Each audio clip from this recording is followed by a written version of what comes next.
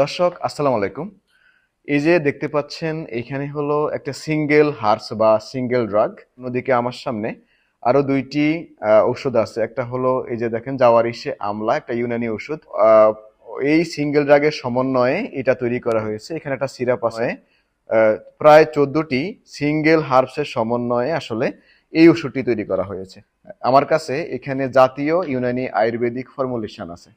এখন কথা হলো আজকে আমরা কিভাবে একটি কম্পাউন্ড ড্রাগে, সিঙ্গেল ড্রাগের না, একের অধিক হার্বসের সমন্বয়ে যে ওষুধ তৈরি হয় সেই ওষুধগুলি কিভাবে তৈরি করা হয় অথবা হার্বসগুলি কিভাবে সিলেক্ট বা কোন ফর্মুলা অনুযায়ী সেগুলাকে সিলেক্ট করা হয় সেটা নিয়ে আলোচনা করব।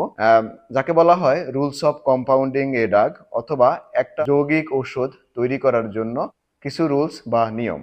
সেটি আলোচনা করতে গেলে আগে সর্বপ্রথম আমার এই ভিডিওটি কাদের জন্য গুরুত্বপূর্ণ আমি সেটা নিয়ে আলোচনা করব। যারা মনে করেন যে ইউনানি আয়ুর্বেদিক ঔষধ আসলে বিজ্ঞানসম্মত কিনা, অন্যদিকে যারা ইউনানি আয়ুর্বেদিক ঔষধ যে হাকিম অথবা যারা ডাক্তাররা আছে নিজেরা ক্লিনিক্যাল আইটেম তৈরি করেন বাসার মধ্যে, তাদের জন্য এই ভিডিওটি। অন্যদিকে যারা ইউনানি আয়ুর্বেদিক ছাত্রছাত্রীরা আছেন তারাও এই ভিডিওটি তাদের জন্য অত্যন্ত গুরুত্বপূর্ণ।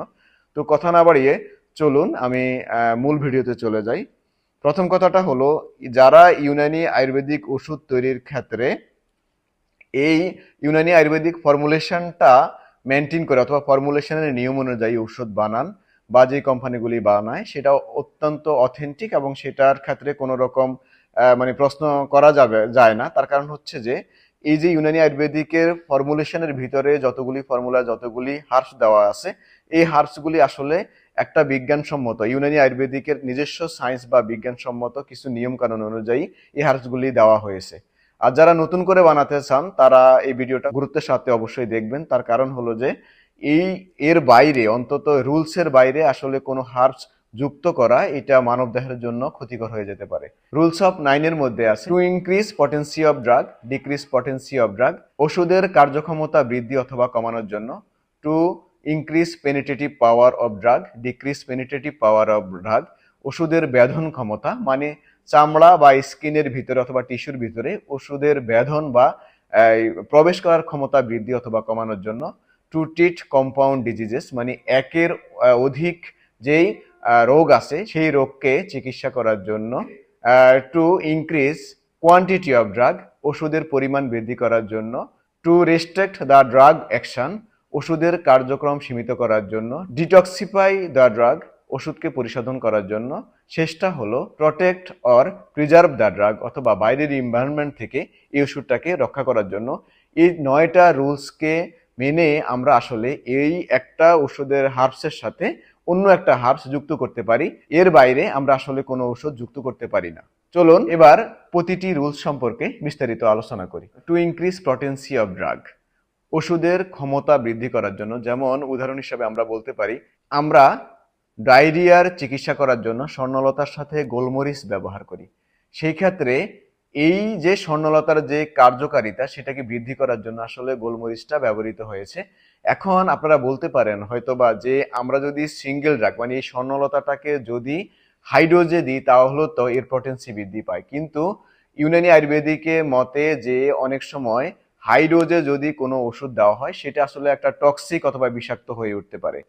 দ্বিতীয় যে কথা হলো সেটা হলো ডিক্রিজ পটেন্সি অফ ড্রাগ, ওষুধের শক্তি কমানোর জন্য। বিশেষ করে হৃদযন্ত্রের শক্তিবর্ধক ওষুধের ক্ষেত্রে অনেক সময় দেখা যায় যে আমরা যেই সিঙ্গেল ড্রাগটি অথবা যেই ফর্মুলেশনটি তৈরি করেছি সেটি যদি আসলে তার কার্যক্ষমতা যদি আমরা কিছুটা কমাতে হয়, সেই ক্ষেত্রে আমরা যদি এই ড্রাগগুলির সাথে জাফরান যুক্ত করি তাহলে দেখা গেছে যে যে আমাদের এই ওষুধের যে শক্তি আছে অথবা যে পাওয়ার আছে সেটা কিছুটা কমে উঠবে।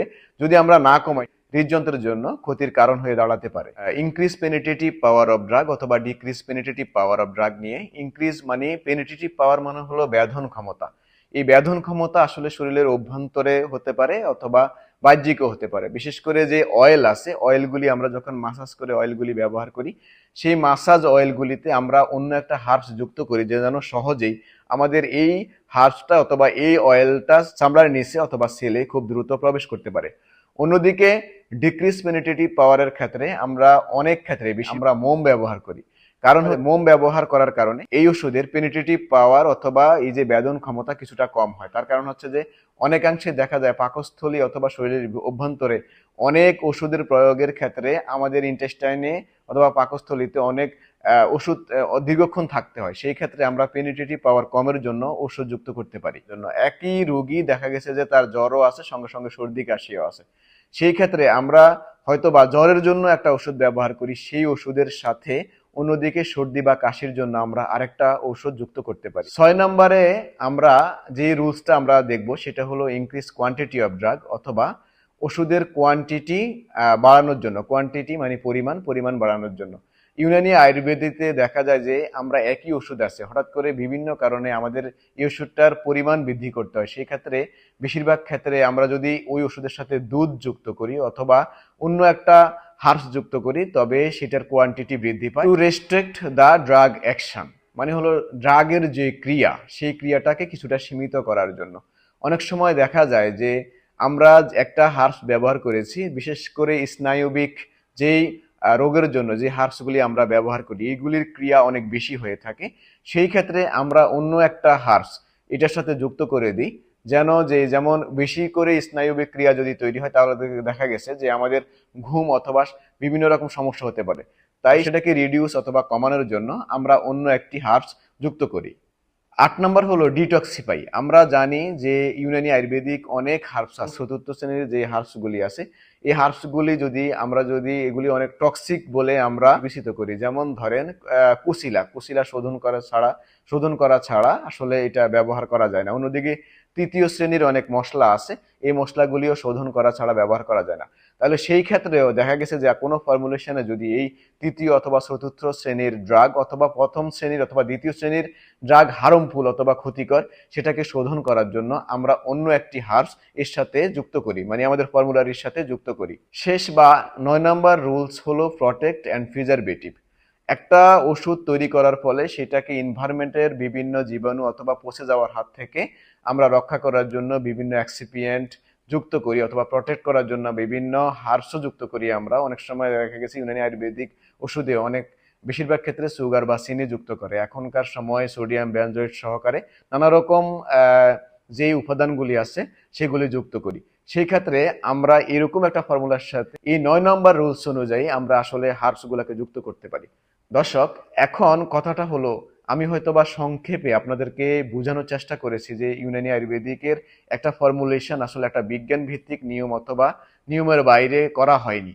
এটা নির্দিষ্ট ইউনানি সায়েন্স অনুযায়ী, তাদের নিজস্ব বৈজ্ঞানিক পদ্ধতি অনুযায়ী আসলে তারা ব্যবহার করেছে। মার্কেটে যে ওষুধগুলি আছে সেইগুলি অবশ্যই এই ফর্মুলারি অনুযায়ী তৈরি। সেই ক্ষেত্রে আসলে আমাদের এগুলি আসলে এই ফর্মুলারিটা আসলে এই 9টা রুলসের উপরে ভিত্তি করেই তৈরি হয়েছে।